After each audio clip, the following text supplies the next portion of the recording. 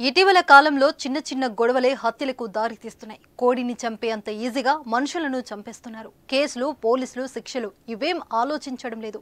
కొందరు ప్లాన్ వేసి హతమారిస్తే మరికొందరు క్షణికావేశంలో దాడి చేసి హత్య చేస్తున్నారు. తాజాగా గుట్కా కోసం జరిగిన గొడవలో ఓ వ్యక్తిని చంపేయడం సంచలనం సృష్టిస్తోంది. గజం కేవలం 4,500 రూపాయలతో 165 గజాల భూమి కేవలం 8 లక్షలు మాత్రమే.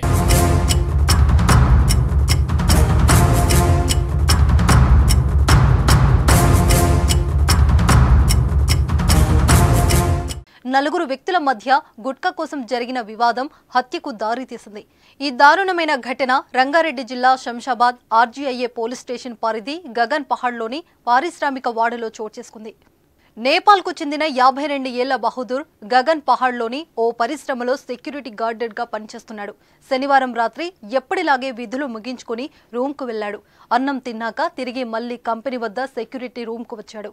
అయితే సెక్యూరిటీ రూమ్లో అప్పటికే నిత్యానంద, గోల్లు, చోటు కుమార్ అనే వ్యక్తుల మధ్య గొడవ జరుగుతుంది.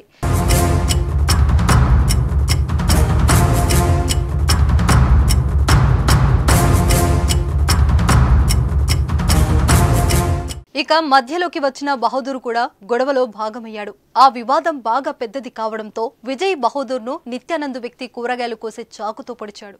తీవ్రంగా గాయపడ్డ విజయ్ బహదూర్ నడుచుకుంటూ వెళ్లి తన రూమ్లో కుప్పకూలి ప్రాణాలు వదిలాడు. కుటుంబ సభ్యులు కంపెనీ యాజమాన్యంకు సమాచారం అందివ్వడంతో వారు పోలీసులకు సమాచారం ఇచ్చారు. ఈ సంఘటన స్థలానికి చేరుకున్న ఆర్జీఐఏ పోలీసులు మృతదేహాన్ని పోస్టుమార్టం నిమిత్తం ఉస్మానియా మార్చురికి తరలించారు. ఈ ఘటనకు సంబంధించి కేసు దర్యాప్తు చేపట్టారు. సీసీ ఫుటేజీ ఆధారంగా నిందితుడిని అరెస్టు చేసి రిమాండ్కి తరలించారు.